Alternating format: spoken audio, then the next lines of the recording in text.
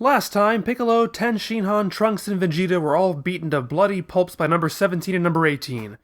But Toriyama does something interesting with this fight by keeping Kuririn out of it. While Piccolo and Tenshinhan jump in to help Trunks, Kuririn is too terrified to move. I don't think that reflects badly on him at all. It's a very human moment, and unlike with Yamcha, it's not being used to make us think less of him. I think it's highly conceivable that someone would get cold feet in light of what they just witnessed. But character motivations for Kuririn aside, his fear is an essential element to this scene because it precisely demonstrates the characters of the artificial humans. Because now he's all alone, easy pickings, and they do nothing to him. And this isn't an act of condescension like Frieza with Dende. They even remind Kuririn to give the others Senzu to keep them from dying. However, despite Kuririn's request, they won't put aside their goal of killing Son Goku. It intensifies this mystery surrounding them and the dichotomy of their personalities. They're not violent killers indiscriminately causing pain for their own amusement. They're even relatively pleasant to talk to. But they're not good either because they'll coldly kill one specific person just for fun. They feel entitled to take what they want to hell with the consequences, like the lucky food van they steal. But they're also not as extreme in those entitlements as the mindless child on a path of destruction because he doesn't know any better trope. Number 18 might still close without a second thought, but she doesn't needlessly hurt the shopkeeper even when he angrily protests. When police chase after them later on, we are very clearly shown that number 18 simply disables their car. She doesn't kill them, even though she probably could have done that even more easily. They seem to me like they could be at pivotal moments of their development. They have problems with morality, they are arrogant, and they have been unmistakably influenced by a truly evil person, even if it's an evil person two of them hate. But they also possess the capacity for mercy and affection, and it certainly seems like the murder or survival of Goku could serve as the catalyst for the direction they end up taking. As the Joker would say, it's the one little push they need. As Trunks tells Kuririn, and we eventually see, the number 17 and number 18 of his timeline are completely ruthless, so some have speculated that they only became that way once boredom set in, after they've completed their mission. Unfortunately, this is all speculation as their story is going to get sidelined very quickly. Oh yeah, and there's also the kiss, which serves as an effectively creepy moment here, but we'll see how it affects Kuririn later on.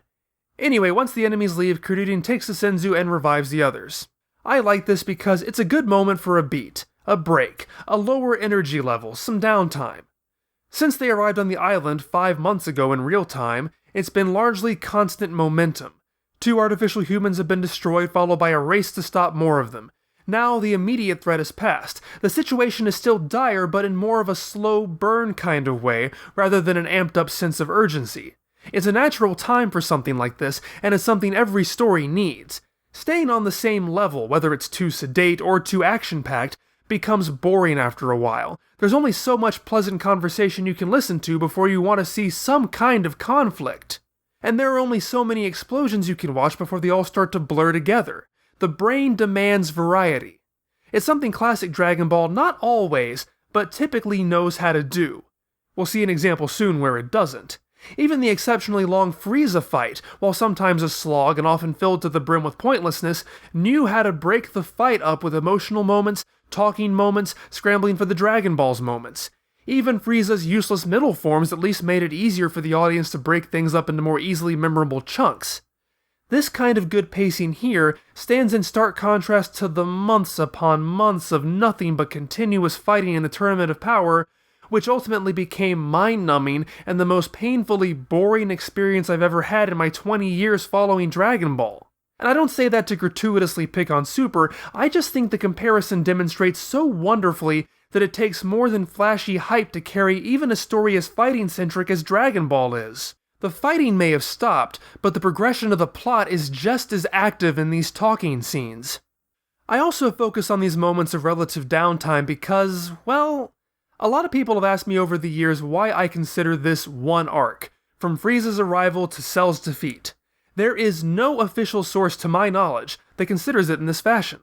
Funimation most notoriously divided the TV adaptation into 5 sagas when it came to the US, but even Japanese sources typically divide this into 2, an artificial human arc and a Cell arc, with the division taking place at some point between this fight and the next big plot reveal.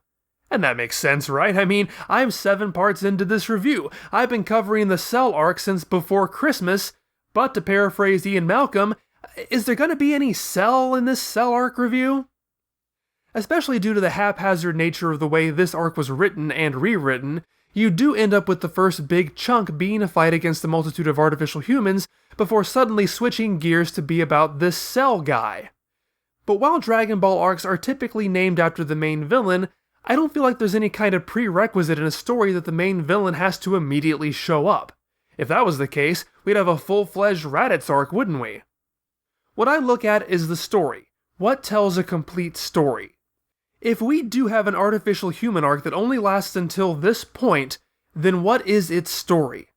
A boy from the future arrives and warns of artificial humans destroying the world.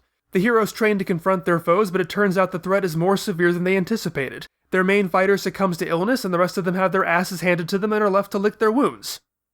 The end. That's not a story. It is part of a story. But absolutely nothing is resolved. You can't even say it's a tragedy showing the defeat of well-intentioned heroes making terribly reckless choices, because this isn't even an ending. The bad guys haven't won, the good guys are out of danger and preparing their next move, and a new threat is on the horizon. So yes, I do take issue with even the official sources here, because it's just ridiculous to try to classify everything up to this point as a complete narrative. It's just a natural break in the action. To get back to that natural break in the action, Vegeta flies off to have a temper tantrum because life isn't fair. But what I think isn't fair is the chapter title page. It shows the characters having the group huddle we're about to discuss, but for some reason Tenshinhan, and only Tenshinhan, is left out. Vegeta's even there and he's not even part of the conversation! We can clearly tell who Toriyama thinks is the bottom feeder of the group at this point. Trunks informs the others that this number 17 and number 18 are even stronger than the ones from his timeline, that he could at least put up a fight against his versions rather than just getting curb stomped. Why that would happen? Never explained. I see fans on occasion point to a line from Trunks the Story, where they revealed a future Gohan that they've been holding back as evidence that they aren't actually stronger. They were just going easy on Trunks while these guys weren't. Even putting aside the observation that they didn't appear to be putting any effort into taking out all 4 of them at once, which means they were very much holding back here already, I don't know if I buy that. Random alterations due to time travel have happened already, so, like with number 16, number 19, and number 20's existence in the original timeline or lack thereof, I don't really see any compelling evidence not to take Trunks' statements at face value. As an incorrect assumption, it never comes back to mean anything and is never addressed again. So I think it's just another way for the story to make the heroes crap their pants. When Kuririn offhandedly refers to Piccolo as a friend, he flips out, reminding them that he's a demon clansman and flies off, leaving Tenshinhan to comment he'd forgotten that Piccolo used to be a great demon king. Really? Really? You forgot. You forgot. Well, I can certainly see why Tenshinhan was left off the cover. Chaozu's been marginalized, Yamcha's been marginalized. Now it's Tenshinhan's turn to look like an idiot when he's the last person here who would forget that. He even has to be reminded by Kuririn of Carding Tower and the Heavenly Realm, even though he's been there just as many times. Because, as Kuririn surmises, Piccolo's heading off to reunite with God, since the Grand Elder had mentioned to Kuririn that he'd be much stronger if he did so. Kuririn even refers to the reunification as a Super Namekian. Thankfully, that moniker never really catches on. Tenshinhan leaves so he won't have to be dumb fodder for exposition anymore, and Trunks and Kuririn head to Goku's house to move him. Speaking of Goku, he still hasn't even gotten his medicine yet because it somehow got lost. You know, I can forgive Goku not taking it with him to the battle, and I know it's been 3 years, but still... forget it. I'm more interested in Yamcha's stupid uniform that Toriyama can't seem to settle on. I know we're in 1992 now, but I might have to do another fashion extravaganza just for this. So now the hole is moved back to the center of Yamcha's chest so we can see the front kanji again, but it's now the Kame kanji instead of the Kaio kanji. So either the inconsistencies continue, or Yamcha just borrowed a uniform from Goku that happens to have identical holes in it.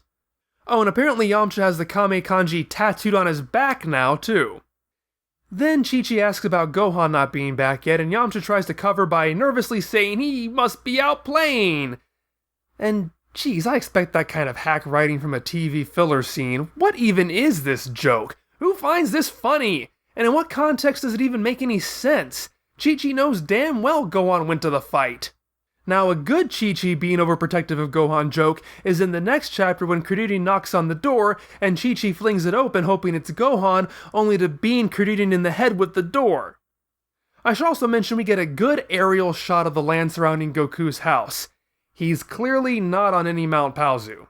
Yeah, I may have forgotten that Dragon Ball GT made references to the location, but I am not letting this go. It's not part of the manga. Oh yeah, now Yamcha's uniform doesn't have a hole at all anymore. And it won't from this point on. So they pick up Goku and prepare to move him to Kame House, and Gohan arrives home just in the nick of time to catch a ride. A few episodes ago, I made fun of Piccolo for making an out-of-the-blue reference to his demon heritage. You might think I'd say the same about his outburst to Kuririn. While I do think it seemed a little forced and convenient that Kuririn just happened to refer to him as a friend at that moment to set up this reaction, Piccolo's response is perfectly understandable given what's going through his head. This is his sense of pride and a sense of individuality on the line, and that was certainly true with Nail, but this is even more personal. God is his antithesis, and not only that, but God cast him out. Piccolo is the reject, and now he's having to return to heaven because Piccolo needs him. Sure, he's insisting he be the base of the assimilation, so in effect, he wins, but it still has to gnaw at him. And despite what they say about God serving as nothing but the power-up, I don't know if I feel that's really true. What we see of Piccolo after they merge, well, honestly, he seems a lot more like God in some respects than he does Piccolo. So Piccolo defiantly proclaiming his demonic origins one last time makes complete sense. He even said the same thing right before he died. Because despite how amazingly stronger he's gotten, his life's goal, his mission from birth, has been nothing but a failure. He killed Goku, but only while he was allied with him. He hasn't taken over the world. He lost his demonic nature enough that those he killed went to heaven. He himself went to heaven. Up until this moment, he probably could have always rationalized that this was just a delay in his plans. He wasn't really good. He had just gotten distracted. There was always some new threat that needed his attention.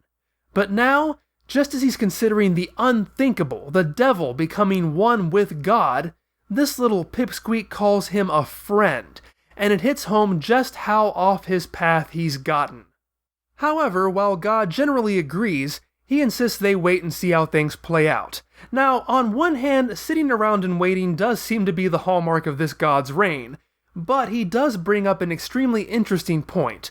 In terms of the fight against number 17 and number 18, Vegeta and the others started it. I remember that blew my mind the first time I read it. See, in fiction, villains are typically proactive and heroes are typically reactive. It's rather intrinsic to their natures. For example, Superman can't stop a crime until a crime has been committed. And while Dragon Ball is certainly not a superhero story, its plots function in much the same way in this regard. A threat comes out of the woodwork and the heroes have to stop it. Tambourine kills Kuririn, Raditz kidnaps Gohan. Bad guys usually make the first move. This being a time travel story, the heroes had the chance to turn the tables this time and act preemptively, which they chose not to do.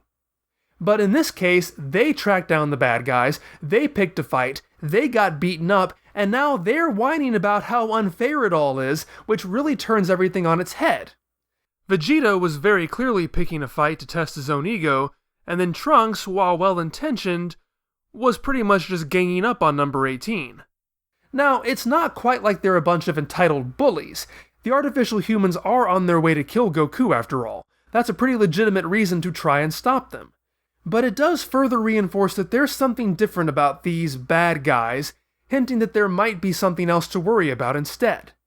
And while it's never really elaborated upon, it's a good reminder that while you're the protagonist of your own story, that doesn't automatically make you the good guy, and the enemies you face are not necessarily the bad guys.